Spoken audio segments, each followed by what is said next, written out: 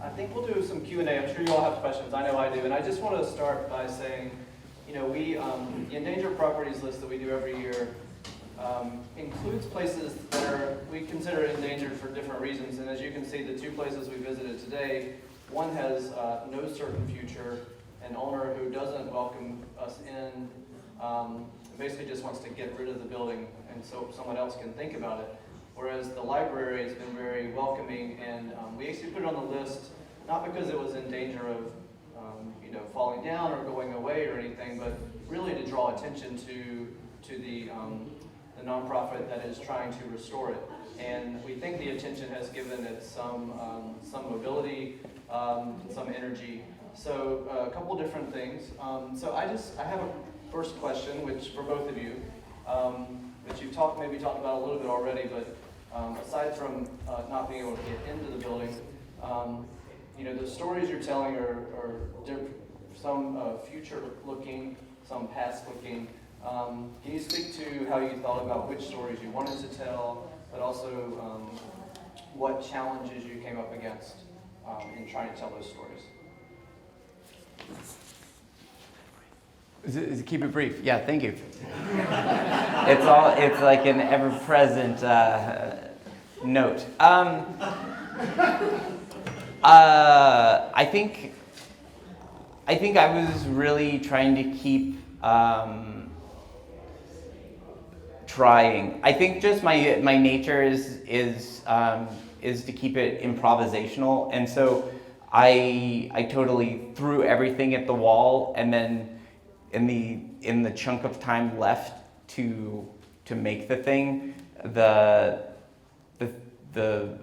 I think I just let my subconscious like focus on the things that glommed onto, you know. I did my research and then gave myself a couple months break before working on it just to see what was important after that. Thank you. Actually, the funny thing about a couple-month break, I had a couple-month break kind of enforced, but it forced me to do some of exactly the same things, to say, all right, what I used to do, which would have been a more conventional video with talking heads and things like that, completely went out the door. So then I'm thinking, there's these beautiful buildings, and there's this history which doesn't exist in the Jewish community in this area, but there's all this other life around here. So how do you put those together? It's the same basic problem. And then for me, with a conventional journalism background, to say, no, throw that background out the door and let's try something new. That was separate of the challenge of just getting in. Can you talk about more of the story or why you became interested in that story? The story that I started with, or the story I ended with? Well, what's the process? Well, the story that I started with, I was curious about the relationship between the community now and the Jewish community that existed here once. And maybe 15 years ago, 20 years ago, that might have been a story that one could still tell. But the neighborhood has changed, the Jewish communities have migrated everything to suburbs, to smaller numbers, et cetera, et cetera. So that relationship simply doesn't exist anymore. And that's the typical photographer's problem, which is you have this grand idea, then you go out and do the research and you say, no, that's not what it is. And again, probably the person who was best at that was actually Richardson, who basically said, okay, the way it exists now is we have this and this and this, and we have this big black hole over there. And so I had to morph from that. But I had originally aspired to do something more talking heads-esque about the two communities, and that quickly kind of vaporized. Please. What happened to all the Jews? I mean, is the population of the state today considerably larger than it was in 37? I can't imagine that all those people went to the suburbs. They don't seem. Well, there's a mix of things. I mean, you saw the numbers change. Right. I would guess that as a percentage of the population of the state, the Jewish community is smaller. The Jewish community is definitely more in the burbs than it used to be. The Jewish community is not disproportionate, but has also moved up to the west side. Assimilated, intermarriage, any of a number of things that happened with, I mean, you could do the exact same thing with any of the number of immigrant communities, and you will see that same kind of change. I'm just looking at the community that's here now and the community that was here and seeing how there's actually a lot of historical overlap. You know, I won't be around in 50 years, but somebody in 50 years will do the same thing, and it'll be a story of that continuing cycle. And that when I glommed on that for me, because I'm in the intermarriage where we have a continuing dialogue about two different cultures. That was really fascinating to me, to see that that's when I settled on that idea, maybe in answer to your question, I got really excited because I said, oh, that's a story that I could have fun telling. Now, how do I tell it differently than I would usually tell it? David, you made a point about the accumulated wealth too, and sort of the stepping stone. If you're an immigrant, you come to the South Side first, the way the Historically. Irish did, the Right. Italians did, yeah. Yeah, I mean, historically, that's true. There's the Jewish community's immigrant journey is the same as many other immigrant journeys. It's just that there were particular cycles of large Jewish immigration, very late 19th century, early 20th century, my grandparents. And now they've continued to migrate, and that same thing will happen as long as we're around, probably. But this neighborhood, may I? Please, please. This neighborhood was not necessarily poor immigrants. There were a lot of people who were associated with the mills who had skills. And so that's how you see the wonderful architecture that is in the area. Right, that is also, the other thing in terms of some of those other synagogues, your question, the gentleman in the back in the red shirt, was that if you look at the list of the historic synagogues, many of them don't exist, were typically specific to communities in Eastern Europe in particular. And they were typically Orthodox or modern Orthodox. And that kind of narrow community base didn't hold out over time, which is why you saw a continuing merger of the synagogues over time. And also, the evolution from a largely Orthodox Jewish philosophy to multiple strains of Judaism like we have now, those all happened kind of simultaneously in the 20th century.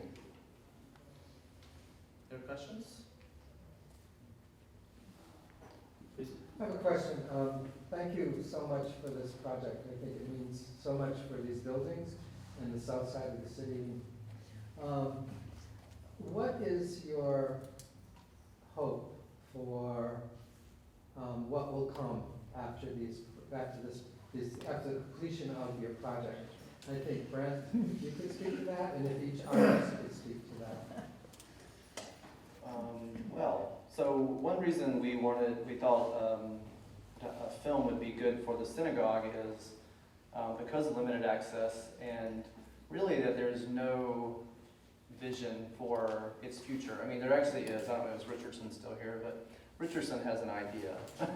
But really to something that we could put out there that's kind of alive, not static. We have a lot of static resources on our website. There's still a website that Adam Bush and his team did that's still alive.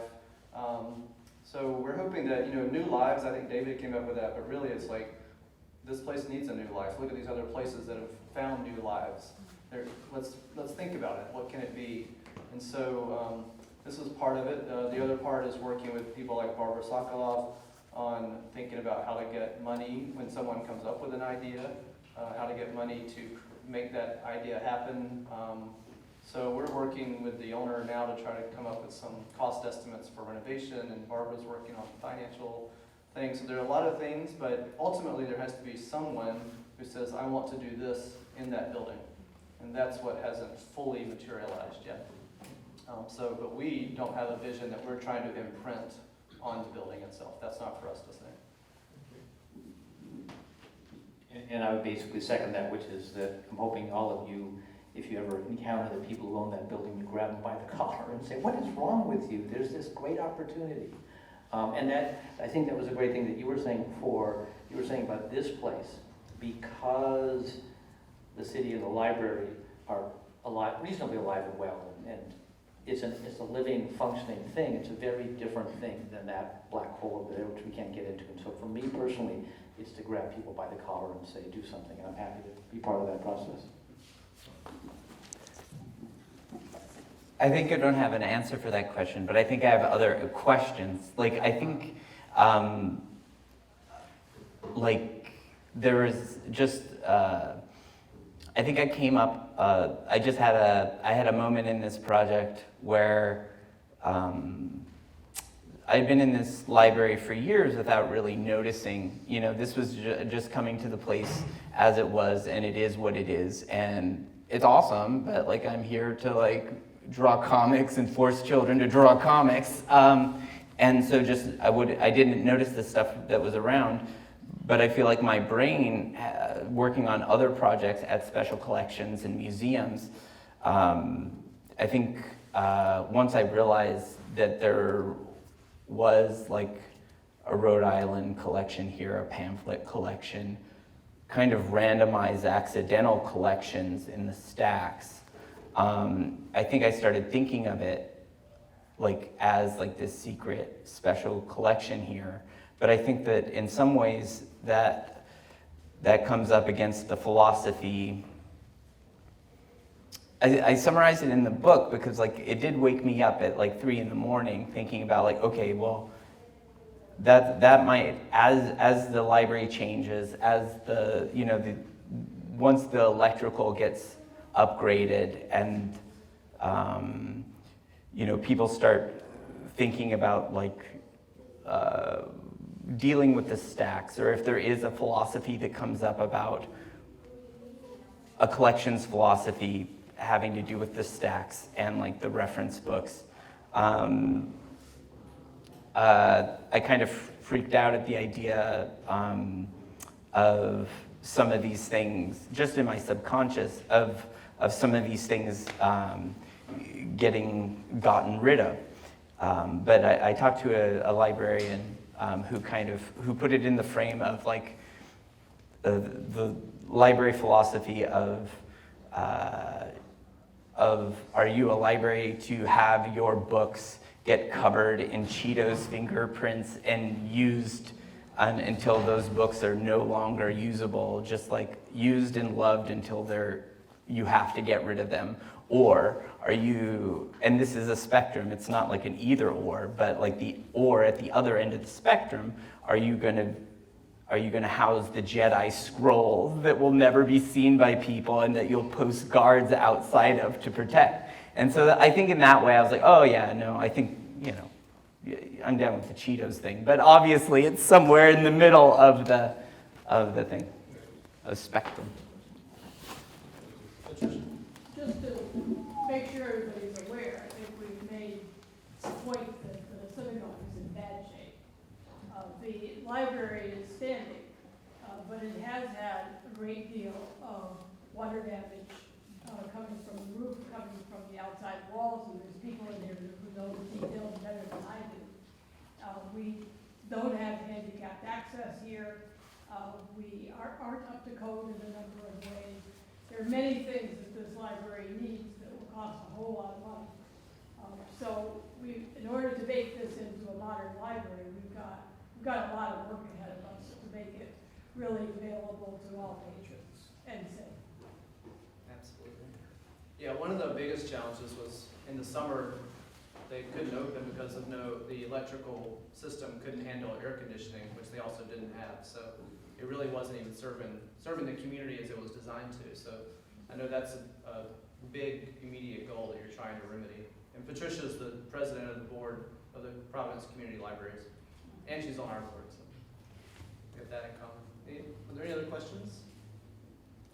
Comments? Let's come up and look at his books, because I'm very curious. Oh, I'll put them in the back okay, great. by the black light. Right.